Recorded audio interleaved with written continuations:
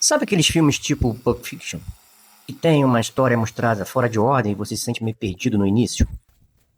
Às vezes o filme está apenas começando e você já está vendo uma cena final dele, que acaba deixando a gente preso no início, tentando entender o que aconteceu com John Travolta para ele ter tido um dia tão complicado. Esse banco é exatamente isso, uma sucessão de erros que no fim até que deu certo. Além da péssima ideia de ter feito um banco muito fino, eu resolvi usar uma porta velha de MDF que achei na rua como molde. Ela estufou e acabou deformando o tampo do banco. Também não posso deixar de criticar o meu descuido no preparo do concreto. Ao colocar mais cimento do que areia, eu causei uma boa rachadura em seu tampo. Só que, para minha sorte, essa rachadura ficou apenas na camada superior dele. A estrutura de baixo não foi comprometida, o que significa que ainda há esperança para consertar os meus equívocos. Mas vamos agir, pois de algum modo o banco vai ficar com um design único, não apenas bonito, mas impactante. Sejam bem-vindos ao Casa Abelha e vamos ao trabalho. Um dia desses, no Chile, eu estava num táxi com um motorista venezuelano. Ele disse que os chilenos não gostavam muito dos seus compatriotas. E concordou, dizendo que muitos tinham ido para lá só para roubar. Aquilo me fez pensar em alguns mecanismos psicológicos. Distanciamento do próprio grupo, internalização de estigma ou simplesmente sobrevivência social. Mas isso, no final das contas, é o que a polarização causa. Trogloditas de um lado, mimizentos de outro. E os estigmas acabam vencendo. E aí eu pensei no Pedro, que veio pro Brasil com a família, fugindo de uma crise enorme, trabalha duro, faz coisas maravilhosas, e hoje, como não tem uma plana, ele me ajuda a construir os pés de muracateada desse banco. É curioso como alguns repetem estigmas enquanto outros mostram na prática quem realmente são.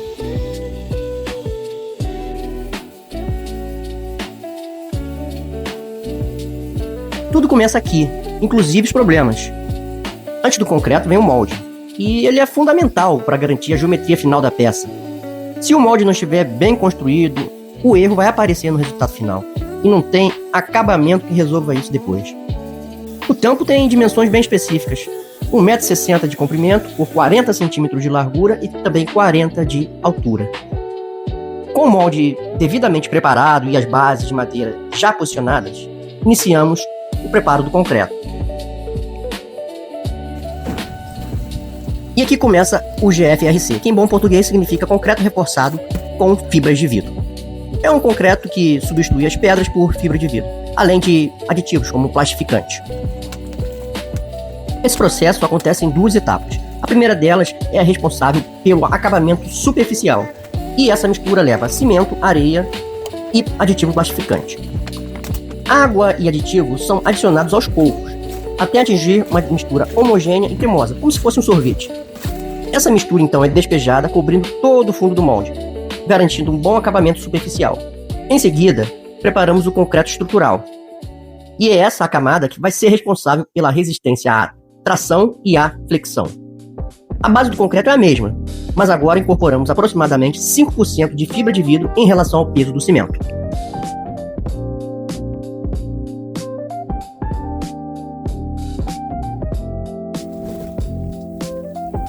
Depois disso, inserimos a malha de fibra de vidro como reforço adicional.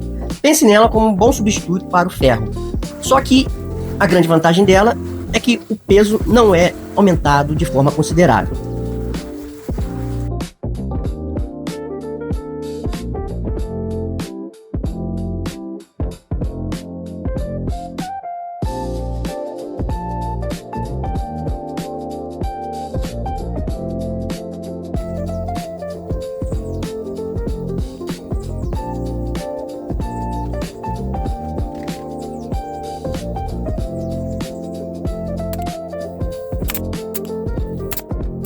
A desmoldagem pode ser feita entre 18 e 24 horas, mas neste caso eu esperei algo em torno de 7 dias, que foi tempo suficiente para que a peça pudesse ser manuseada e lixada com segurança.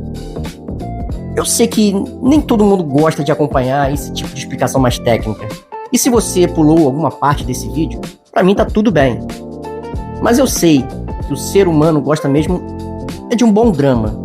Então fica tranquilo, porque a partir daqui começa o meu com esse banco.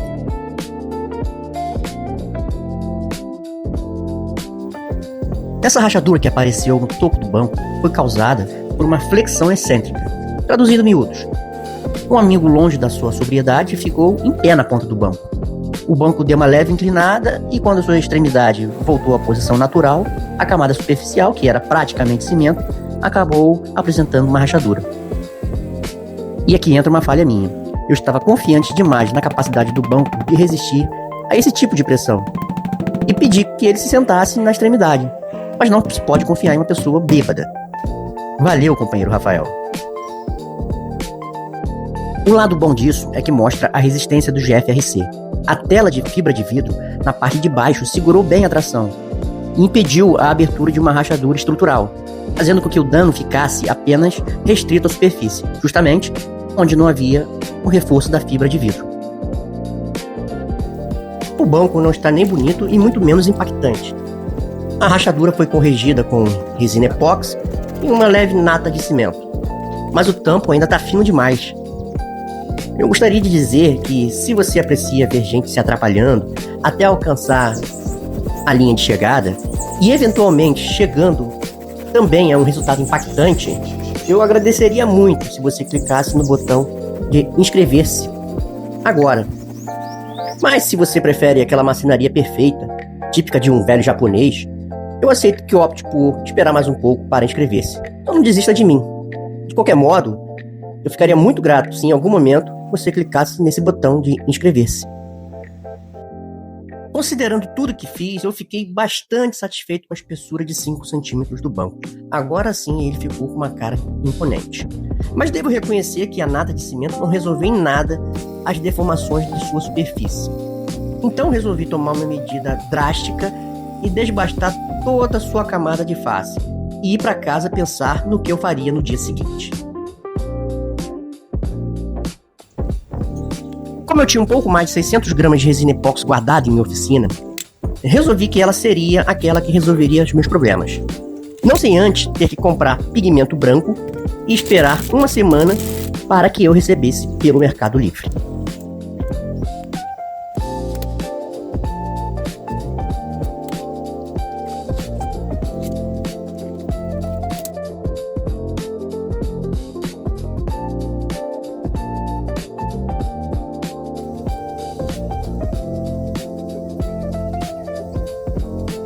Tá vendo esse pó branco? É dióxido de titânio. Tem celular, carro, cartão de crédito e até música que se chamam titânio. Titânio tem cara de coisa cara. Desculpa o vício de linguagem. Mas se ele está em avião, foguete, prótese, não deve ser barato. Então, mas é aí que eu descobri que o dióxido de titânio é barato e é o 9º mineral mais abundante desse planeta. Titânio, de fato, não é raro. Ele é bem comum na natureza. Está no chão, na areia, nas pedras. O problema é que ele quase nunca aparece em seu estado puro. O oxigênio, quando se casou com o titânio, fez um bom contrato pré-nupcial. Então, para separar esses dois, só com muito dinheiro. E é por isso que o titânio custa muito caro. Mas no meu caso, a indústria basicamente pega o mineral, limpa, moe e até vende no Mercado Livre. Muita gente se preocupa demais em fazer coisas bonitas. Mas bonito é subjetivo. Cada pessoa enxerga a beleza de um jeito. O que hoje parece incrível, amanhã pode parecer comum. O que uma pessoa ama, outra pessoa pode achar sem graça. Mas existe algo que não depende de gosto. Impacto. Se existe uma ideia que realmente importa, é essa. Não vale a pena criar algo só para ser bonito. Vale a pena criar algo para ser marcante. Impacto é quando a peça domina o ambiente. É quando você entra no espaço e ela está lá, presente, impossível de ignorar. É quando o objeto desperta alguma coisa em você. Curiosidade, espanto, admiração, estranheza, mas nunca indiferença. E é isso que busco nas peças que faço. Não apenas estética, mas presença. Não apenas algo agradável, mas algo que, de alguma forma, te obrigue a sentir alguma coisa. E isso me faz lembrar um conceito japonês chamado wabi-sabi. O Wabi-Sabi é a ideia de que, em vez de buscar a perfeição, a gente aprende a praticar a aceitação. Aceitar o que está diante de nós, o tempo das coisas e as marcas que o processo deixa. Isso também aponta para um estilo de vida mais calmo, onde nem tudo precisa ser corrigido ou disfarçado.